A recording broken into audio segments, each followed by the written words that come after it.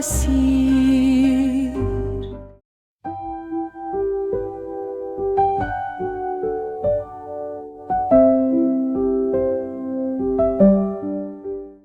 ஆண்டின் பொதுக்காலம் 13ஆம் வாரம் திங்கள்கிழமை. புனிதர்களும் திருத்துதர்களுமான பேதுரு, பவுல் பெருவிழா.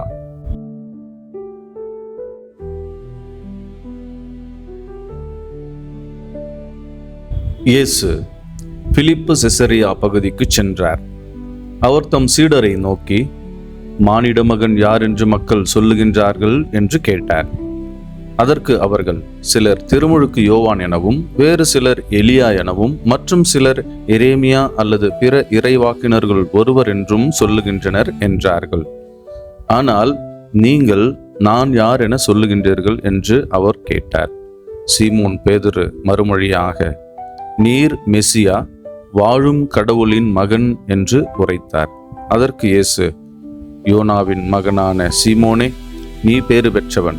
ஏனெனில் எந்த மனிதரும் இதை உனக்கு வெளிப்படுத்தவில்லை, மாறாக விண்ணகத்திலுள்ள என் தந்தையே வெளிப்படுத்தியுள்ளார்.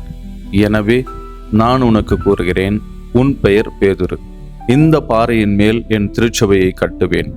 பாதாளத்தின் வாயில்கள் அதன் மேல் வெற்றி கொள்ளா. விண்ணரசின் திறவுகோல்களை நான் உன்னிடம் தருவேன். மண்ணுலகில் நீ தடை செய்வது விண்ணுலகிலும் தடை செய்யப்படும். மண்ணுலகில் நீ அனுமதிப்பது விண்ணுலகிலும் அனுமதிக்கப்படும் என்றார்.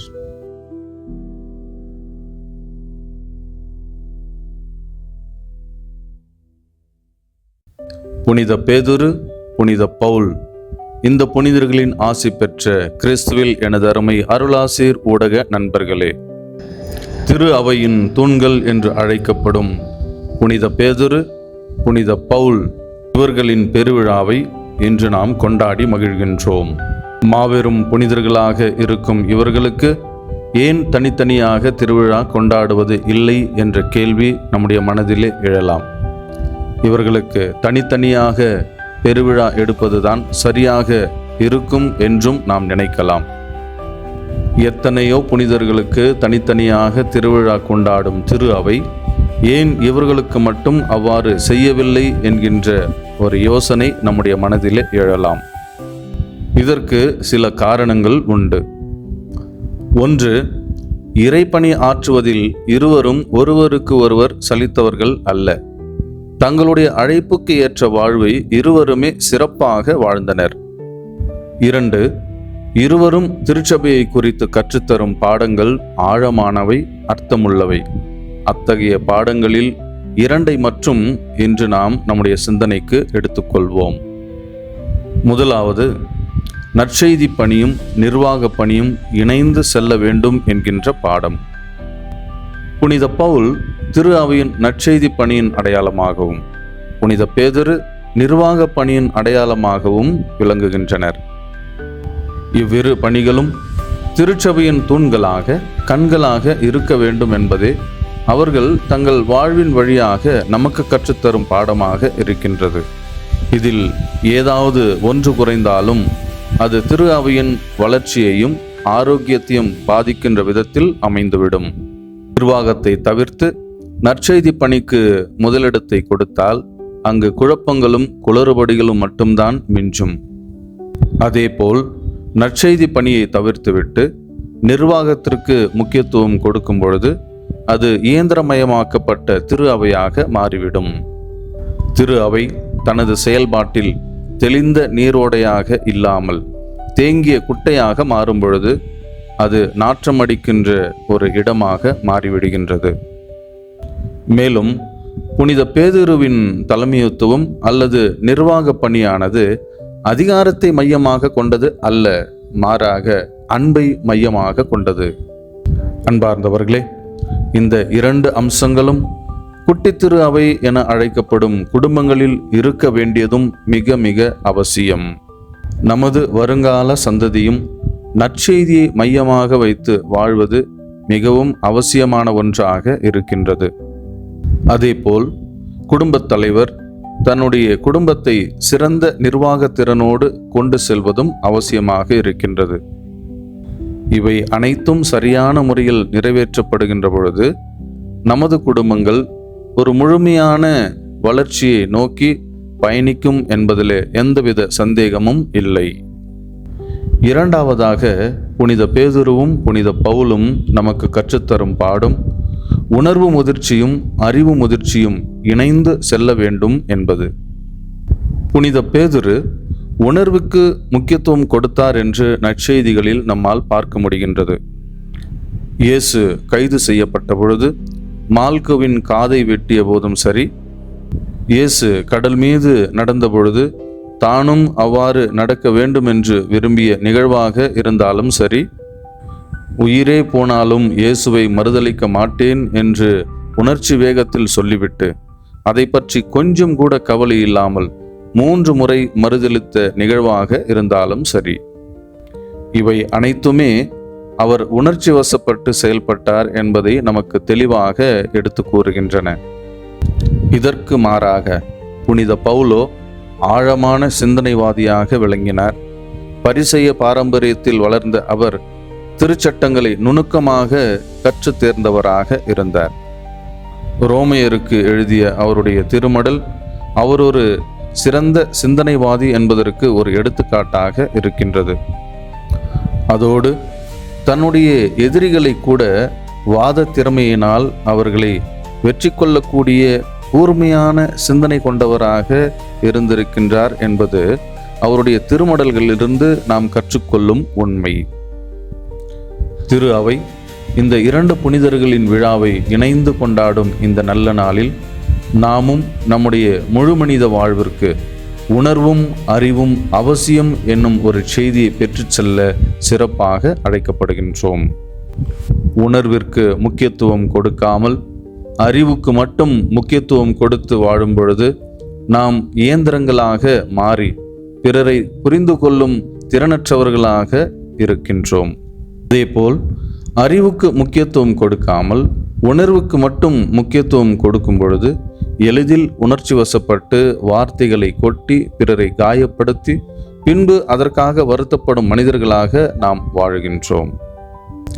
நம்முடைய ஆன்மீக வாழ்வில் கூட இரண்டிற்கும் சம அளவில் முக்கியத்துவத்தை கொடுக்கும் பொழுதுதான் நம் வழிபாடும் வாழ்க்கை மாற்றத்திற்கு நம்மை இட்டு செல்லும் ஒன்றாக மாறுகின்றது. இறை வார்த்தையை அறிவுபூர்வமாக அணுகும் பொழுது அதை கேட்பதோடு நின்று விடுவோம்.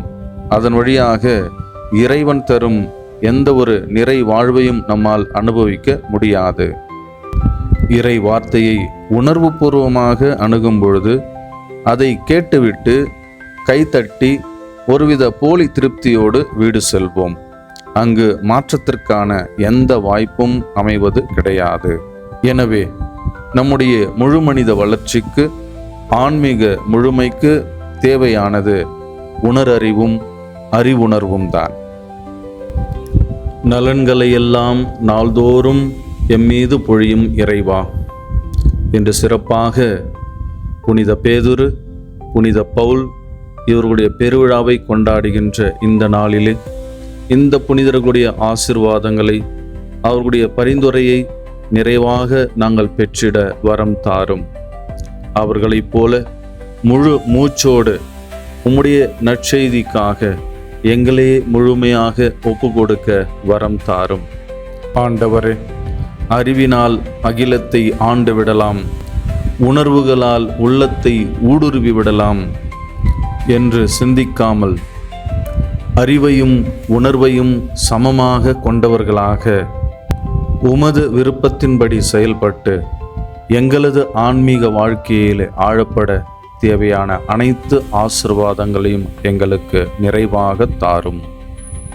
இறைவா, இந்த நாளை உமக்கு முழுமையாக ஒப்பு கொடுத்து ஜெபிக்கின்ற திரு வரதராஜன், திருமதி பிரேமா மற்றும் அவர்களுடைய பேரன் ஓர்ஜித், அவருடைய குடும்பத்தார் அனைவரையும் உம்முடைய திருக்கரங்களிலே ஒப்பு கொடுத்து ஜெபிக்கின்றோம். ஆண்டவரே, இதோ இந்த நாள் வரை இந்த குடும்பத்தை எந்த ஒரு குறையும் இல்லாமல் நீர் தாங்கி வழிநடத்தியது போல இனியும் வருகின்ற நாட்களிலே இந்த குடும்பத்தை முழுமையாக ஆசீர்வதித்து வழிநடத்த நாங்கள் ஜெபிக்கிறோம், மன்றாடுகிறோம். அன்பு ஆண்டவரே, இந்த நாள் வரை இந்த குடும்பத்திலே உள்ள அனைவருக்கும் நல்ல உடல் உள்ள சுகத்தை கொடுத்தீர், பாதுகாப்பையும் பராமரிப்பையும் கொடுத்தீர். இவர்கள் வெளியில் சென்ற பொழுதெல்லாம் எந்த தீய சக்தியும் இவர்களை தாக்காமல், எந்தவித ஆபத்துக்களோ விபத்துக்களோ ஏற்படாமல் உமது தூதர்களுக்கு கட்டளையிட்டு இவர்களை முழுவதுமாக ரட்சித்து வழிநடத்தி வந்தீர். இந்த மாபெரும் கொடைகளுக்காக அன்பு ஆண்டவரே, நாங்கள் உமக்கு நன்றி செலுத்துகிறோம்.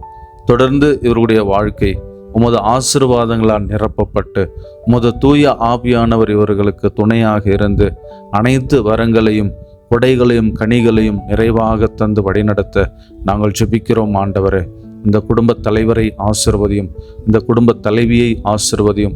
இதோ இந்த குடும்பத்தினுடைய வளர்ச்சிக்காக, முன்னேற்றத்திற்காக இவர்கள் முன்னெடுக்கின்ற ஒவ்வொரு காரியத்திலும் இவர்களுக்கு வெற்றியை தாரும். ஆண்டவரே, இவர்கள் எடுக்கின்ற தீர்மானங்கள், தீட்டுகின்ற திட்டங்கள் அனைத்திலும் நீர் இவர்களுக்கு உடனிருந்து இவர்களை ஆசீர்வதித்து வழிநடத்த நாங்கள் மன்றாடுகிறோம். இந்த குடும்பத்தில் நிறைய வேலை வாய்ப்புகளை ஏற்படுத்தி தாரும் ஆண்டவரே. அந்த வேலை வாய்ப்புகள் வழியாக நல்ல வருமானத்தையும் தந்து இந்த குடும்பத்தை மேன்மேலும் உயர்த்திட நாங்கள் ஜெபிக்கிறோம், மன்றாடுகிறோம்.